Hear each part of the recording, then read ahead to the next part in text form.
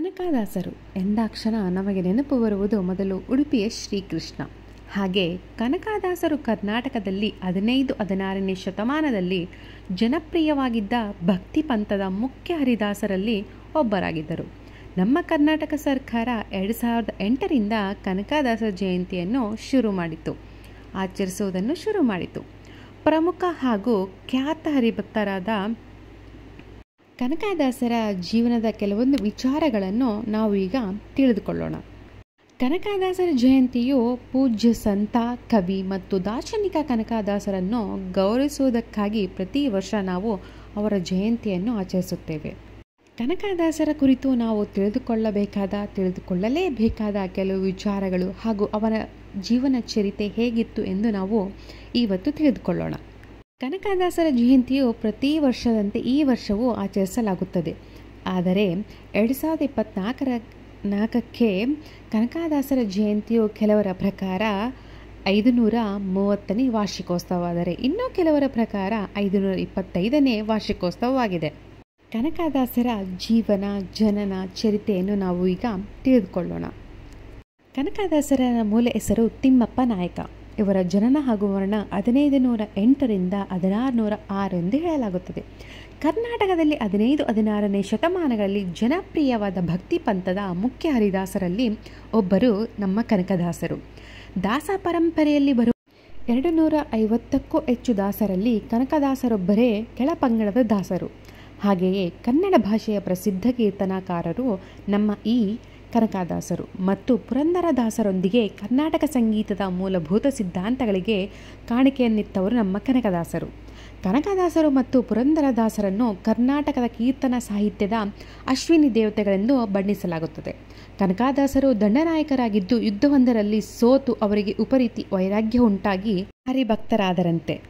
ಅವರ ಜನನ ಬಂದುಬಿಟ್ಟು ಕನಕದಾಸರು ಹಾವೇರಿ ಜಿಲ್ಲೆಯ ಶಿವಾಂಗಿ ತಾಲೂಕಿನ ಬಾಡ ಗ್ರಾಮದಲ್ಲಿ 1509ರಲ್ಲಿ ಹಿಂದೂ ಕುರುಬ ನಾಯಕ ಜನಾಂಗಕ್ಕೆ ಸೇರಿದ ಬಚ್ಚಮ್ಮ ಮತ್ತು ಬೀರಪ್ಪ ನಾಯಕ ಎಂಬ ದಂಪತಿಗಳ ಮಗನಾಗಿ ಜನಿಸಿದರು. ಕನಕದಾಸರು ಬರೀ ಒಂದು ಜಾತಿಗೆ ಸೀಮಿತವಾದ ಭಕ್ತರಲ್ಲ, ಎಲ್ಲ ಜಾತಿಗಳಿಗೆ ಬೇಕಾದವರು.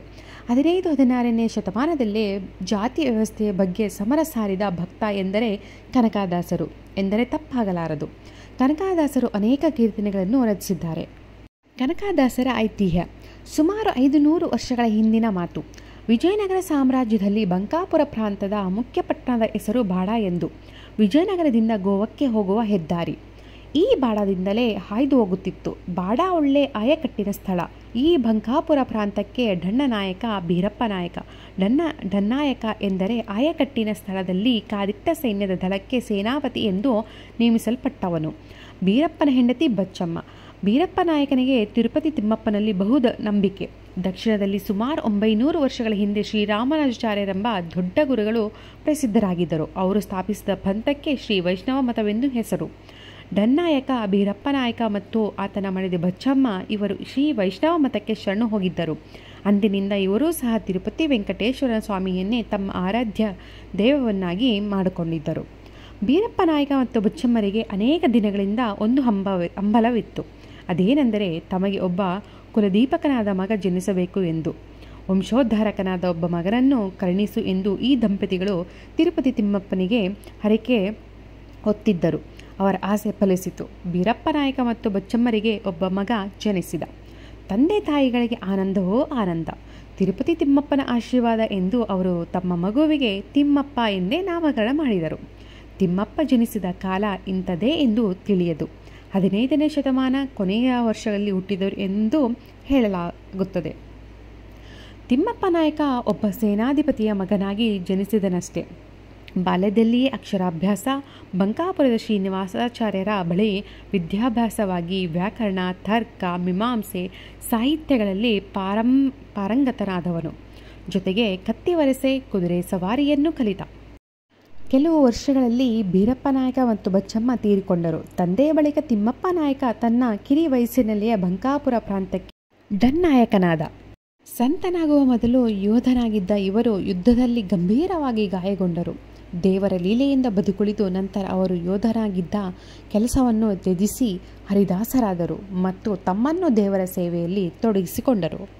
ಕನಕದಾಸರು ಸಾಹಿತ್ಯದ ವಿವಿಧ ಪ್ರಕಾರಗಳಾದ ಕೀರ್ತನೆಗಳು, ಸುಳಾದಿಗಳು, ಉಗಾಭೋಗಗಳು ಕನ್ನಡ ಸಾಹಿತ್ಯ ಲೋಕಕ್ಕೆ ಅರ್ಪಿಸಿರುವುದಲ್ಲದೆ ಸಂಗೀತ ಪ್ರಪಂಚಕ್ಕೆ ತನ್ನದೇ ಆದಂತಹ ಕೊಡುಗೆಯನ್ನು ಮುಂಡಿಗೆಗಳ ರೂಪದಲ್ಲಿ ನೀಡಿದ್ದಾರೆ. ಸುಮಾರು 316 ಕೀರ್ತನೆಗಳು ಹಾಗೂ ಇನ್ನಿತರ ಸಾಹಿತ್ಯ ಮಾತ್ರ ಲಭ್ಯವಾಗಿರುವುದನ್ನು ನಾವು ಕಾಣಬಹುದು. ಹಾಗೆ ಅವರು ಕಾಗಿನೆಲೆ ಆದಿಕೇಶವ ಎಂಬ ಅಂಕಿತದೊಂದಿಗೆ ಅವರ ಕೃತಿಗಳನ್ನು ರಚಿಸಿದ್ದಾರೆ. ಅವರ 5 ಮುಖ್ಯ ಕಾವ್ಯ ಕೃತಿಗಳು ಇಂತಿವೆ: ಮೋಹನ ತರಂಗಿಣಿ, ನಳಚರಿತ್ರೆ, ರಾಮಧಾನ್ಯ ಚರಿತೆ, ಹರಿಭಕ್ತಸಾರ, ನೃಸಿಂಹೋತ್ಸವ. ಈ 5ನೇ ಕೃತಿ ದೊರೆತಿಲ್ಲ ಎಂದು ಹೇಳಲಾಗುತ್ತದೆ. ಮೋಹನ ತರಂಗಿಣಿಯು 42 ಸಂಧಿಗಳಿಂದ ಕೂಡಿದ್ದು ಸಾಂಗತ್ಯದಲ್ಲಿ ರಚಿತವಾಗಿರುವ 2798 ಪದ್ಯಗಳಿವೆ. ನಳಚರಿತೆಯು 9 ಸಂಧಿಗಳಿಂದ ಕೂಡಿದ್ದು ಭಾಮಿನಿ ಷಟ್ಪದಿಯಲ್ಲಿ ರಚನೆಯಾಗಿರುವ 481 ಪದ್ಯಗಳಿವೆ. ರಾಮಧಾನ್ಯ ಚರಿತೆ ಭಾಮಿನಿ ಷಟ್ಪದಿಯಲ್ಲಿ ರಚಿತವಾಗಿರುವ 156 ಪದ್ಯಗಳನ್ನು ಒಳಗೊಂಡಿದೆ. ಹರಿಭಕ್ತಸಾರ 110 ಭಕ್ತಿ ಪದ್ಯಗಳಿರುವ ಗ್ರಂಥ. ಭಾಮಿನಿ ಷಟ್ಪದಿಯಲ್ಲಿ ಸರಳಗನ್ನಡದಲ್ಲಿ ರಚಿತವಾಗಿರುವ ಈ ಗ್ರಂಥ ಕನ್ನಡದ ಭಗವದ್ಗೀತೆಯಂತಿದೆ.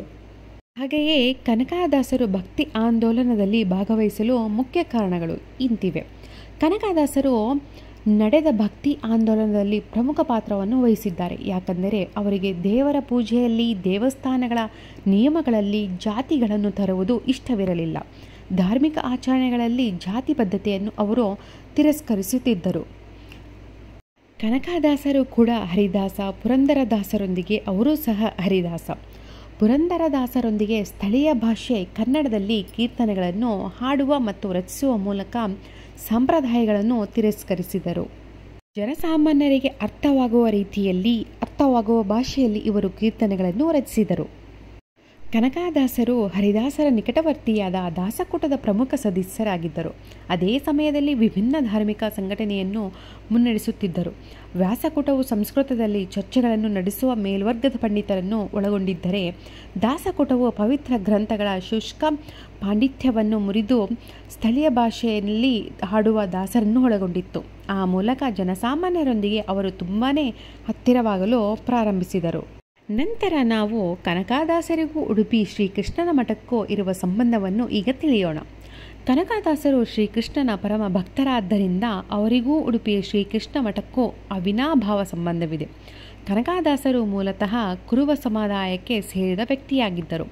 ಅಂದಿನ ಸಮಾಜ ಜಾತಿಗೆ ಹೆಚ್ಚು ಪ್ರಾಧಾನ್ಯತೆಯನ್ನು ನೀಡುತ್ತಿದ್ದರಿಂದ ಅವರನ್ನು ದೇವಸ್ಥಾನದ ಒಳಗೆ ಪ್ರವೇಶಿಸಲು ಬಿಡಲಿಲ್ಲ. ಕನಕದಾಸರು ಶ್ರೀಕೃಷ್ಣನನ್ನು ಎಷ್ಟು ಪ್ರೀತಿಸುತ್ತಿದ್ದರೋ ಅಷ್ಟೇ ಶ್ರೀಕೃಷ್ಣನು ಅವರನ್ನು ಪ್ರೀತಿಸುತ್ತಿದ್ದ ಕಾರಣ ಕೃಷ್ಣನ ದರ್ಶನ ಭಾಗ್ಯ ಪಡೆಯದೆ ಹತಾಶೆಯಿಂದ ದೇವಸ್ಥಾನದಿಂದ ಹೊರಡುತ್ತಿದ್ದ ಕನಕದಾಸರಿಗೆ ಶ್ರೀಕೃಷ್ಣನು ತಿರುಗಿ ಗೋಡೆಯ ಒಂದು ಕಿಂಡಿಯ ಮೂಲಕ ತನ್ನ ದರ್ಶನವನ್ನು ಕರುಣಿಸುತ್ತಾನೆ. ಇಂದಿಗೂ ಶ್ರೀಕೃಷ್ಣನ ದೇವಸ್ಥಾನದ ಮುಖ್ಯ ಬಾಗಿಲು ಶಾಶ್ವತವಾಗಿ ಮುಚ್ಚಿದ್ದು, ಶ್ರೀಕೃಷ್ಣನ ವಿಗ್ರಹವು ದೇವಸ್ಥಾನದ ಹಿಂಭಾಗಕ್ಕೆ ಮುಖ ಮಾಡಿದೆ ಎಂದು ಹೇಳಲಾಗುತ್ತದೆ. ಮೇಲಾಗಿ ಗೋಡೆಗಳಲ್ಲಿನ ಬಿರುಕು ಅಂದಿನಿಂದ ಕನಕನ ಕಿಟಕಿ ಎಂಬರ್ಥದ ಕನಕನ ಕಿಂಡಿ ಎಂದು ಹೆಸರನ್ನು ಪಡೆದುಕೊಂಡಿತು. ಇಂದಿಗೂ ಭಕ್ತರು ಈ ಕಿಟಕಿಯ ಮೂಲಕ ಶ್ರೀಕೃಷ್ಣನನ್ನು ಭೇಟಿಯಾಗಿ ದರ್ಶನವನ್ನು ಪಡೆದುಕೊಳ್ಳುತ್ತಾರೆ. ಕನಕದಾಸರು ನಮ್ಮಿಂದ ಮರೆಯಾದರೂ ಅವರ ಕೀರ್ತನೆಗಳು, ಹಾಡುಗಳು ನಮ್ಮೊಂದಿಗೆ ಇಂದಿಗೂ ಇವೆ. ಕನಕದಾಸರು ಶ್ರೀಕೃಷ್ಣನ ಪರಮ ಭಕ್ತರಾಗಿದ್ದರಿಂದ ಅವರು ಹೆಚ್ಚಿನ ಹಾಡುಗಳನ್ನು ಶ್ರೀಕೃಷ್ಣನ ಬಗ್ಗೆಯೇ ಹಾಡಿದ್ದಾರೆ. ಹಾಗೆಯೇ ಶ್ರೀಕೃಷ್ಣನ ಆಶೀರ್ವಾದ ನಮ್ಮ ನಿಮ್ಮ ಮೇಲೆ ಸದಾ ಇರಲಿ ಎಂದು ಆಶಿಸುತ್ತಾ ಮತ್ತೊಮ್ಮೆ ಮತ್ತೊಂದು ವಿಶೇಷ ಮಾಹಿತಿಯೊಂದಿಗೆ ಭೇಟಿಯಾಗೋಣ. ಧನ್ಯವಾದಗಳೊಂದಿಗೆ ಇಂತಿ ನಿಮ್ಮ ವಿಸ್ ಆಡಿ.